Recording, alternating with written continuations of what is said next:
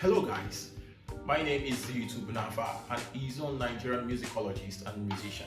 I specialize in vocal music and piano music pedagogy and performance. In this video, I will be sharing with you how I create my sounds using my Yamaha PSR SX 900. If you're new here, kindly subscribe to my YouTube channel and follow me on Facebook for more interesting performance and training videos. I'm very excited to share with you how I create my voices using this beautiful instrument. So basically what we're looking at is creating voices for Baroque music and also classical music by Handel, Bach, Harry Porso, Mozart, and Joseph Haydn. So the first question I ask myself is, what kind of orchestra do I want to create? Am I looking at a symphonic orchestra, a very large orchestra with plenty voices, or plenty instruments, I mean to say? Are we looking at a chamber orchestra, something smaller? Or we're just looking at a string quartet? So that determines the kind of string I would choose. So let me start with something big, call it symphonic orchestra, something you would want to use to play Mozart and some music by Handel, but mostly classical music. And I ask myself, what do I do? This keyboard gives me the opportunity to select 4 voices, 1 for the left and 3 for the right, as opposed to some other previous models of PSR where you can mix just 3 voices, 1 for the left and the right 1 and the right 2, or what you would call split on the left and the dual voice, where you have 1 and a layer. So I'm trying to create a symphonic orchestra, a big orchestra. So I go to my toolbox, I go to string, and here I have Seattle strings, I have theater strings, I have orchestral violins. If I go to page 2, I have a chamber string, Seattle strings as well. Page 3, I have concert strings, I have studio strings, and page 4, I have classical strings and all that. So I ask myself, what do I want? Let's hear how they sound. So I start with a theater string. I think I like the name, and theater is a big thing, so it's most likely going to be a big sound. So I put my volume at 3 o'clock. So that's the sound of the theater string. Is that what I want to create? Is that what I want to use? I'm not so sure, but let's continue. I go to Seattle classical string, just above my theater string there. Close resemblance with the theater string, but let's try the orchestral violin 1. It's a very beautiful sound with lots of vibrato attached to it, and it's quite single in nature. It sounds like a single violin playing. And I ask myself, is that what I want? We do not know. We'll go to page 2 and we look at Seattle strings, which I talked about. You can feel the richness of the Seattle string. It's bigger in sound than, or richer in sound than the Seattle violin. This sounds like we have more than 1 violin playing. I would want to start with that. I would want to start with Seattle violins. For you, we use a different model of piano. You may not have a Seattle violin, but I'm speaking specifically about this particular keyboard. So we have a Seattle violin 1 on my right one there, and I still have 2 more voices I can add to this one. So I asked the question, which other violin sound I would want? String sound. Okay. I also have Seattle violins too, but I wouldn't want to use that. I want to try to vary the quality of violin sounds I use. So I go to my right 2, and I ask myself, let me try the theater strings. Let me add the theater strings to this Seattle violin one. Let's see what it creates. So this is theater strings alone, and this is Seattle alone. So together we have this. Wow, that's a beautiful sound. It's bigger, it's richer. And what else do we need to add? We're looking at strings alone. I'm not going to add any harpsichord, any woodwind instrument, or any brass instruments. Strictly strings for the string instruments. So I already have two violins. I think I want to garnish this with the addition of a viola. We have the orchestral viola here. We also have the Seattle viola. Let's hear how they sound. This is the Seattle violas. That should be on 3. All right. So I go to my voice 3 and I pick my strings and I go to page 2 and I get my Seattle violas and I want to try to hear how it sounds. This is the sound of the Seattle violas. Let's go to orchestral viola. Let's see how it sounds. Single violin viola. That's the sound of the orchestral viola. If I add the other two to this is what we get.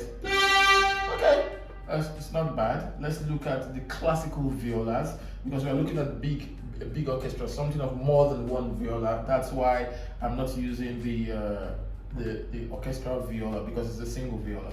So I go to classical violas and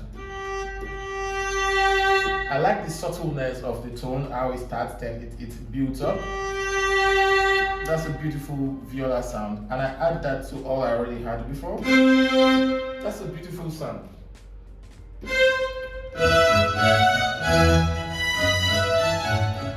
So this is a very beautiful combination for a big orchestral sound using just the string instruments alone. Now let's go to the left.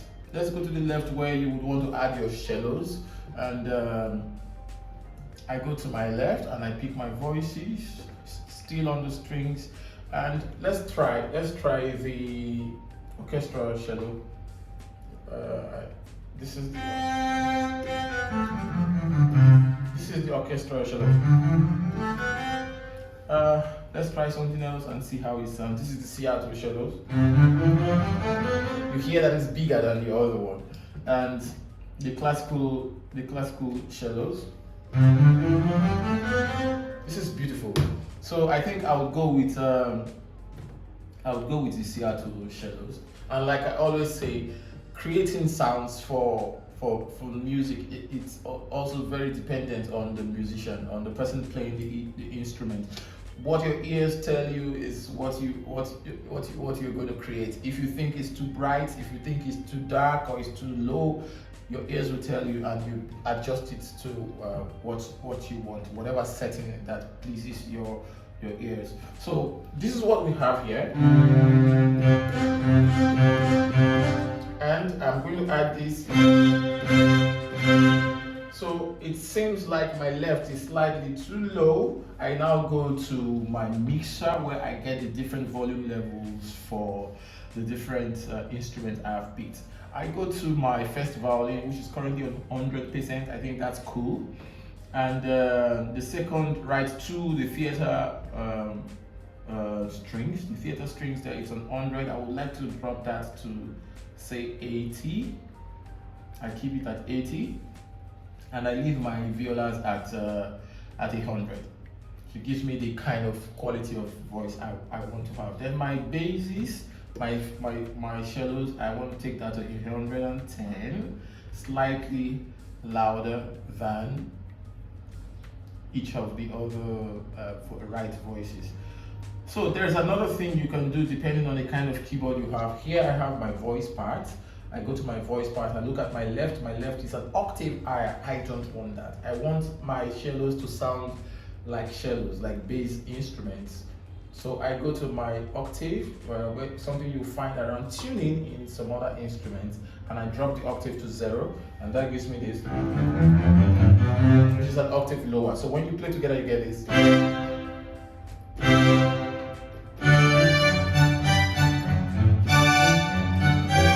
So this is the setting that we've been trying to create, and it's a wonderful setting. Another thing you need to pay attention to is your live control. Your live control makes it feels like a real performance in a music theater, or call it a concert hall. So you have the different functions. Right now I have already assigned functions of giving you reverb and filter. So my reverb gives me that reverberation I would need for my instrument. So if I strike a single key, this is with reverb on 12 o'clock, and I increase that to, let's say, 1 o'clock, and it gives me this sound. Is that what I want? So if that's what you want, you keep it at that. And I go to my filter. Very important, the filter here is currently on 12 o'clock, and this is the quality of the sound. If you reduce the filter, it dampens the sound. I reduce my filter and I get something different, but that's not what we need for the kind of music we want to play. So I have my filter on 12 o'clock, I have my reverb on 1 o'clock, and I have my voices mixed on 100, 110 for left, 100 for right 1, 80 for right 2, and 100 for right 3. With this, I'm ready to play Mozart.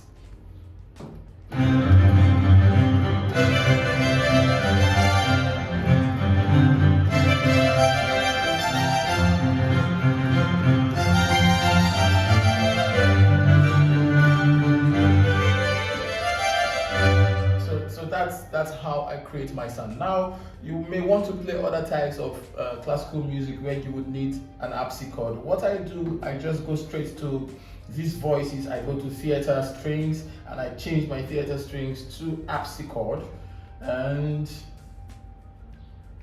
that's the difference. I go to harpsichord, I reduce the volume because harpsichord is a very bright instrument, it's kind of loud. I drop my volume to 50, let's see what goes there, and I play.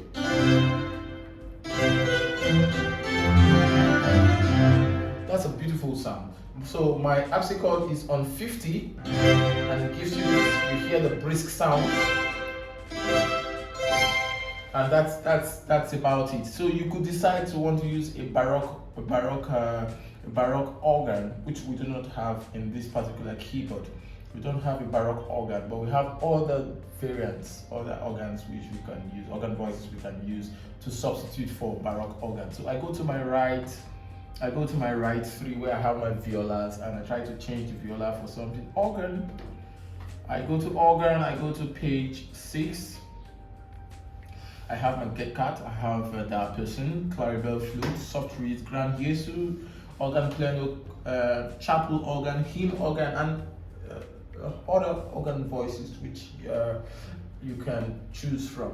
Of course, the baroque organ is a very, very cool organ, and you wouldn't want to use something that is so bright if that's what you're trying to get. So I close the other voices and I open the right 3, and I try a get cut. This is a get cut. Pretty loud. So I drop my volume to 50, and my get cut gives me this. It's a beautiful sound. It's close to the baroque organ.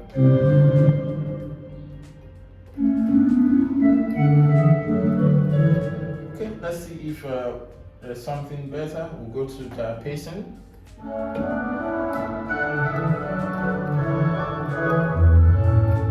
I think I prefer the get cut to the pacing because the get cut has some good mid range. Let's try the caribel flute.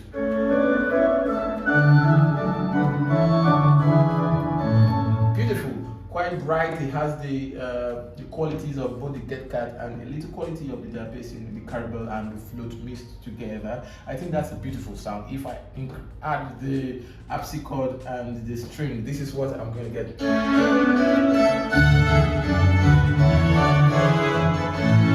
So in this sound you hear the classical violins. You hear the classical violins, you hear the harpsichord, and you hear the carabel and flute. That's actually 4 voices, and you have your CR2 on the left. Beautiful sound.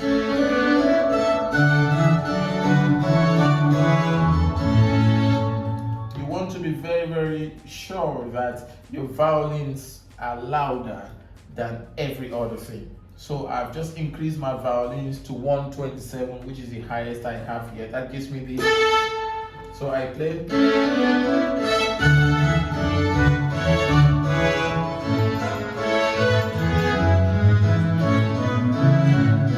And it feels like the harpsichord is slightly low. I go back, I increase my harpsichord by 10 to 60, and we have...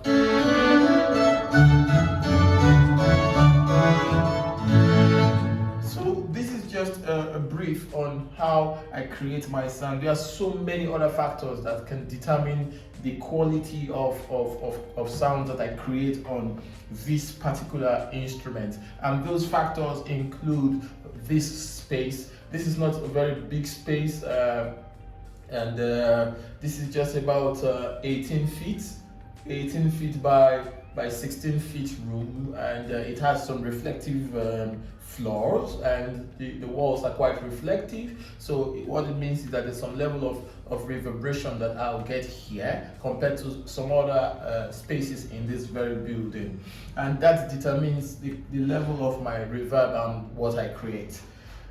If you're new, kindly follow and subscribe to this channel.